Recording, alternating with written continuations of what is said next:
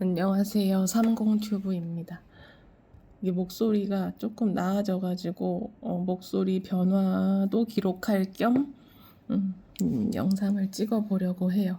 지금 저녁 6시가 넘어가는데도 밖이 엄청 환해요. 어저께 있었던 일을 얘기해 보려고 합니다. 어저께 부천에 이제 전세를 주고 있는 아파트를 다녀왔거든요. 이제 등이 고장나서 불이 안 들어오니까 갈아달라고 연락이 왔는데, 원래 전등은 소모품이니까 임차인이 갈아야 되거든요. 근데 겸사겸사 남편도 쉬는 날이어가지고 같이 갔다 왔어요. 그게 이제 8년짜리 장기 임대 아파트로 등록을 해놓은 거고, 2020년도에 문 정권 때 이제 등록을 하라고 이제 푸시를 해서 이제 등록을 했고, 이제 그동안 이제 재산세하고 종합부동산세 뭐 이런 거 할 때 좀 혜택을 줬었어요. 대신에 이제 전세금이 많이 올라도 5%밖에 못 올리는 조건이 있었고, 이제 관할 구청에 신고도 해야 되고, 임차인 전세 보증 보험 비용도 내가 내줘. 임대인이 일부, 그러니까 4분의 3을 내줘야 되는 구조였거든요. 이제 그런 걸 다 지키면서 이제 7년 차가 됐는데, 이제 1년만 조금 넘게 기다리면은 이제 8년을 채우면 이제 양도세를 조금 감면받고 팔 생각이었어요. 그런데 어저께 정부에서 임대 등록 아파트를 양도세를 이제 감면해 주는 거를 바꾸겠다고 하더라고요. 그러니까 그러니까 임대 기간이 끝난 다음에 끝나면 계속 이제 양도세 감면 요건이 됐었는데 그건 불합리하다. 그러면서 음,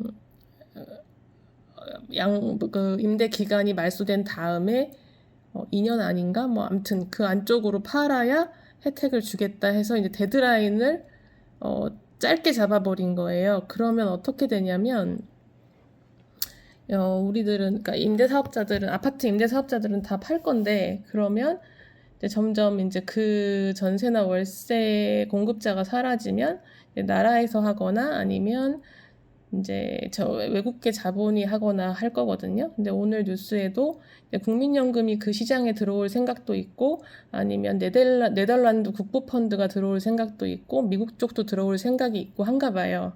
이제 외국계 자본이 들어와 버리면 이제 그들 맘대로 이제 월세를 올릴 수가 있으니까 전세는 거의 사라질 것 같은 생각이 들고, 왜냐면 자본이 많은 쪽에서 들어오면 전세를 놓을 이유가 없잖아요. 국민연금은 이제 사회 배려층들을 위해서 저렴한 전세를 공급할 것 같긴 한데, 앞으로 이제 민간인이 전월세를 놓는 시장이 사라져 버리면 그 후폭풍이 어떻게 될지 모르겠어요.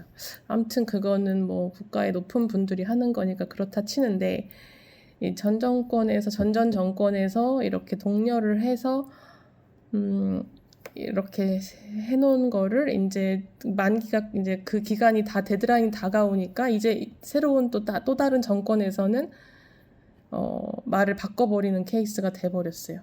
그래서 지금 아파트 임대사업자들은 소수기 때문에 이제 목소리를 내기가 어렵고, 하라면 하는 대로 해야 되니까 불만이 나오긴 하지만 불만을 표출할 수도 없고, 뭐 그냥 세금을 많이 내고 팔아야 되는 상황이 오고, 그러면 그동안 8년 동안 고생하고 나름 스트레스를 받고 힘들었던 그 세월에 대한 것도 뭐 나의 선택이니까 어쩔 수 없지만, 이게 정부가 정권에 따라서 정책을 이렇게 바꾸고 세금 제도가 정권마다 계속 바뀌어요. 그러면 누구도 신뢰할 수 없는 나라가 돼버리니까. 근데 이게 세금 제도뿐만이 아니라 다른 일도 마찬가지가 되는 거죠. 국가 자체가 그렇게 신뢰가 없는 나라가 돼버리니까요. 참 아이러니한 세상이고, 뭐 저 같은 그 다주택자들은 이제 정리를 하긴 할 거예요. 그러면 어떤 걸 정리하냐는 거죠. 좋은 거는 안 팔고 나 별로 그것보다 안 좋은 것들부터 팔기 시작하는데, 그러면은 그 안 좋은, 그러니까 서울은 일단 안 판다고 치고 인천하고 경기도 외곽부터 판다 치면 이제 경기도 외곽하고 인천하고 이런 동네들은 전세가 지금도 없는데 점점 더 없어질 거죠. 전세 월세가 없고 월세는 가끔 나오지만 비싸게 나오고 이렇게 되거든요.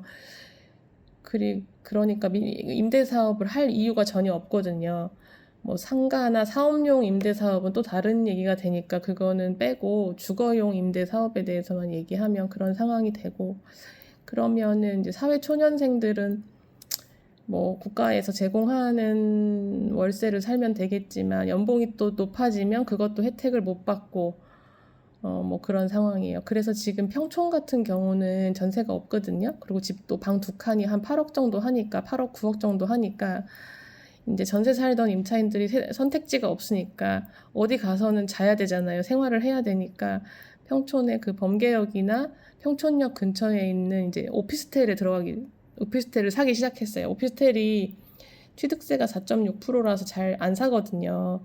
그리고 관리비도 많이 나오니까. 근데 선택지가 없으니까 이제 방 3개짜리 오피스텔로 가더라고요. 한 4억이 안 하는 것 같아요. 4억 안 하고. 근데 그 돈으로는 3번으로 내려가도 방 2개짜리도 겨우 구하니까 이제 8, 9억짜리 못 사면 그냥 오피스텔 4억 이하짜리를 사서 생활을 하는 거죠. 참 다양한, 원래 세상이 예측이 불가능하고 우연한 일은 계속 발생하는 거긴 한데, 그래도 예측이 불가능하긴 하지만 그래도 예측을 계속 하면서 살아갈 수밖에 없는데, 정말 이렇게 그 정치인이 어떤 정치인이 권력을 잡냐에 따라서 이게 자꾸 손바닥 뒤지듯이 휙휙 뒤집으니까 이게 참 씁쓸합니다.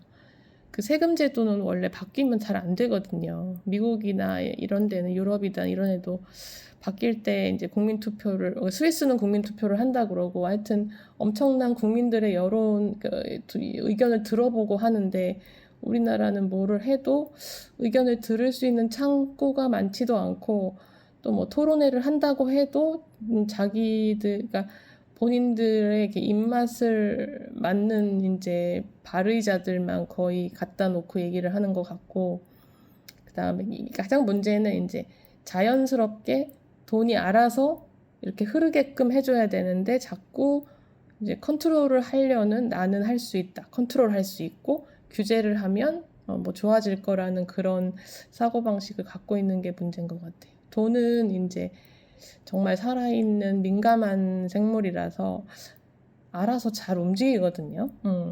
그리고 7월 달에 이제 국내 주식 코스피 코스닥 하시던 분들 이제 반대 매매가 엄청 나와서 이제